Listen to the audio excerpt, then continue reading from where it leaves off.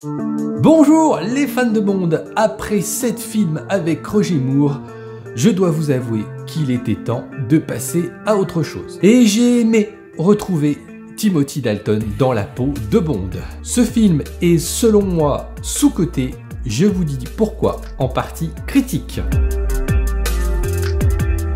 L'année du film, 1987. Ce film se situe entre Dangereusement Vôtre et Permis de tuer. Durée du film, 2h10. La réalisation, on retrouve John Glenn qui réalisa en tout 5 films de la saga. Notre James Bond, Timothy Dalton, il fera en tout 2 films. Ce nouvel acteur a mine de rien déjà 40 ans au moment du tournage de ce film. La James Bond girl, Mariam Dabo, qui joue le rôle de Cara Mailovi. Le méchant de l'opus, joué par Joe Don Baker, qui joue le rôle de Brad Whitaker. Le budget du film est en hausse par rapport au film précédent, avec 40 millions de dollars. La recette du film, eh bien les gens se sont déplacés pour découvrir le nouveau James avec plus de 40 millions de recettes supplémentaires par rapport au précédent film, soit un total de 191,2 millions de dollars. Il faut par contre savoir que ce film a été plutôt boudé par le public français puisqu'il s'agit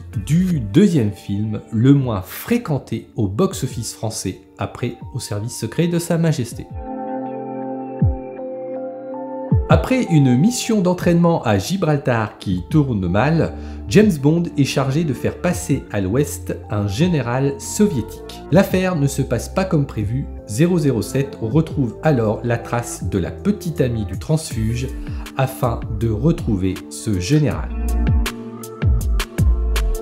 En revoyant ce film, je me suis demandé pourquoi il était autant boudé par le public français. Pourquoi il est aussi mal noté par les lecteurs d'Allociné. Oui, parce que par rapport à d'habitude, on va tout de suite tuer le suspense. Je vais vous donner la note des internautes d'Allociné qui donne une note de 3,1 sur 5. Ça en fait mine de rien l'un des bien moins notés par une partie du public français. Même si ce film a quelques défauts, dont un en particulier, ce tuer n'est pas joué est plutôt un très bon cru. Je vais essayer de redorer le blason de ce film qui, selon moi, mérite une bien meilleure considération. Commençons déjà par le rajeunissement du casting. Lois Maxwell est remplacée par Caroline Bliss, 26 ans. Timothy Dalton arrive dans le rôle de Bond, du haut de ses 41 ans. Mariam Dabo a 27 ans. La différence d'âge entre notre James et notre James Bond girl passe beaucoup mieux de ce fait. Et puis à l'écran, ça se voit qu'on a un rajeunissement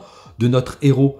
On a quand même un James Bond beaucoup moins pantouflard que les derniers Roger Moore. Et puis, et moi ça me fait plutôt plaisir, on a un changement de ton dans ce film. On revient aux fondamentaux. On a beaucoup moins d'humour, ce qui donne plus de sérieux à l'enquête et donc à ce film. Alors, l'humour est tout de même présent, mais il est beaucoup plus subtil que ce qu'on avait eu dans l'ère Roger Moore. Je peux pas m'empêcher, en revoyant ce film, de voir un retour aux fondamentaux des livres. On revient au personnage de Ian Fleming. Notre 007 fume, boit, et comme d'habitude, n'est pas insensible à la jante féminine. Mais à noter que dans ce film, James batifole beaucoup moins que dans les autres. Là aussi, c'est un signe qu'on revient au roman, puisque dans les livres, James est beaucoup moins un séducteur. Il aime les femmes, mais les collectionne beaucoup moins que dans les films de la saga. Notre 007 est aussi plus brutal, plus sensible, comme dans les livres. Il ose dire non à son patron. Là, j'avoue qu'on s'éloigne un peu des livres, puisque James, dans les romans, a un respect total envers M. Et puis, à un moment donné dans le film, on le voit presque en colère. Alors c'est une colère contrôlée au moment où son collègue est assassiné, mais on voit bien que ça c'est un trait de personnage qu'on n'avait pas avec Roger Moore et qu'on avait quand même peu avec Sean Connery. Oui, pour moi, ce film annonce un changement de cap qui signifie qu'on revient plus au roman.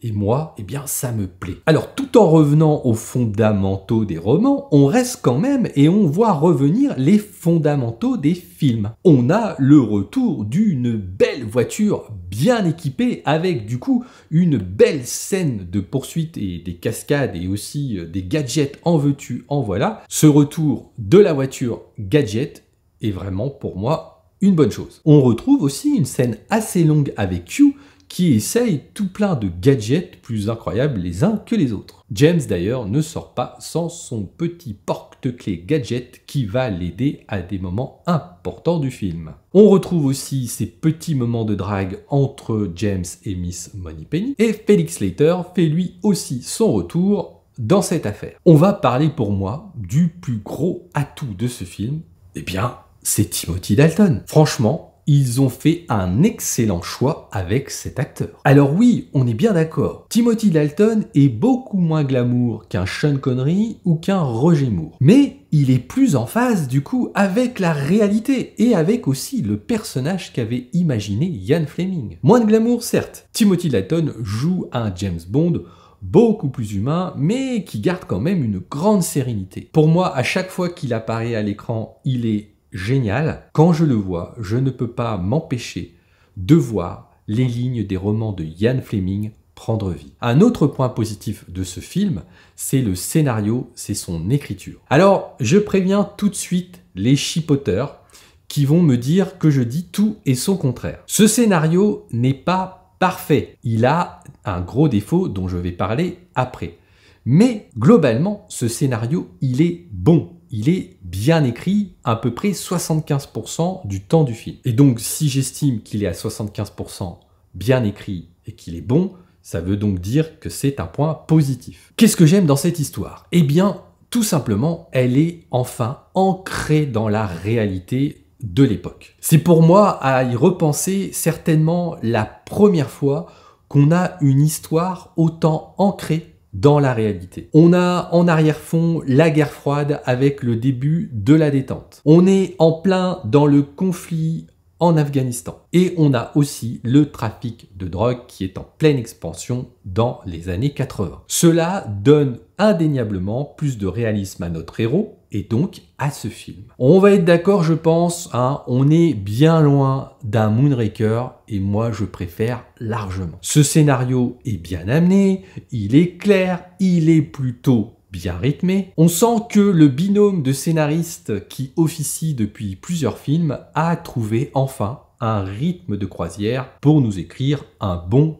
James Bond. Après avoir fait un résumé des choses que je trouve positives dans ce film, on va parler des quelques trucs qui fâchent. J'en ai noté 3. Le premier couac, c'est l'essoufflement du film, il ne tient pas la longueur. Je pense sincèrement qu'il aurait mérité 10 minutes de moins. À partir en fait de l'Afghanistan, le film bafouille un peu. L'écriture du film dérape, comme s'ils avaient dû combler des vides. La scène d'action dans la base afghane est, je trouve, très brouillonne. Elle est mal orchestrée, mal réalisée et peu inspirée. À un moment donné, la survie de Koskov, c'est du grand n'importe quoi. J'ai cru qu'on était revenu dans un mauvais Roger Moore. Soit cette scène est sauvée par quelques belles explosions, par la scène où James et un des antagonistes sont à l'arrière de l'avion avec des filins.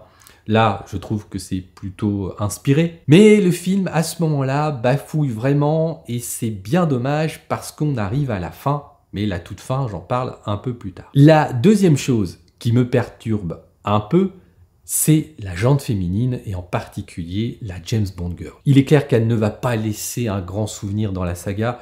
C'est d'ailleurs une James Bond girl qu'on cite très peu. Son personnage est assez quelconque. Et c'est bien dommage parce que vous noterez que c'est peut-être l'un des rares James Bond où on a aussi peu de personnages féminins dans un film. Ce film sent donc un petit peu trop la testostérone. Je trouve qu'il manque vraiment peut-être un autre personnage féminin ou un personnage féminin principal beaucoup mieux écrit. Et puis, pour la dernière chose qui me dérange, et là, c'est pas un détail, je vais reprendre mon adage habituel, il n'y a pas de bon James Bond sans un bon méchant. Et là, on touche clairement, mais clairement le fond. Et pour exemple, je vais reprendre la citation de mon fils de 11 ans qui a regardé le film avec moi, arrivé donc à la fin, en voyant Whittaker, il me dit « Mais papa, lui, il est gentil ou il est méchant ?» Et là, je me suis dit « Ah oui, il y a vraiment un problème. » Moi, je pense sincèrement qu'on a l'antagoniste le plus banal de toute la saga. Moi, j'aime bien les antagonistes un peu mégalos, qui sont charismatiques, qui crèvent l'écran. Mais ce pauvre Brad Whittaker, on doit le voir en tout et pour tout 10 minutes dans un film de plus de 2 heures. Ben, c'est pas assez pour s'accrocher à ce méchant. Bon, après, on peut se dire que 10 minutes, ça peut suffire quand on est un Dr No joué par Joseph Wiseman qui en impose. Mais là, le problème, c'est que l'acteur en question, il est pas très bon, quoi. Hein. Il est pas charismatique, il n'en impose pas à l'écran. Hein. Koskov, on le voit beaucoup plus, mais son personnage alterne trop entre le parodique et le sérieux, pour qu'on s'attache à ce méchant. Il est clair que le personnage de Whittaker a été bâclé au niveau de l'écriture. C'est dommage que finalement le personnage de Koskov, qui était assez ambigu parce qu'il avait une certaine admiration pour James, mais en même temps, il a ses intérêts. C'est dommage de n'avoir pas mis un peu plus de sérieux dans ce personnage. Je pense que ça aurait pu faire un méchant plutôt intéressant en termes de complexité. Il manque clairement dans ce film un bon antagoniste pour en faire un excellent James Bond. Alors j'avais pas revu ce film depuis un moment et j'ai passé du coup un plutôt bon moment. Pour moi, Timothy Dalton est James Bond. Ce film mérite d'être beaucoup mieux reconnu que ce qu'il ne l'est. Pour ma part, il sera certainement bien placé dans mon top 25 puisque je donne à ce film une note de 3,4 sur 5. On se retrouve très bientôt évidemment pour une nouvelle vidéo sur James Bond. En attendant, partagez, likez, abonnez-vous. Ciao!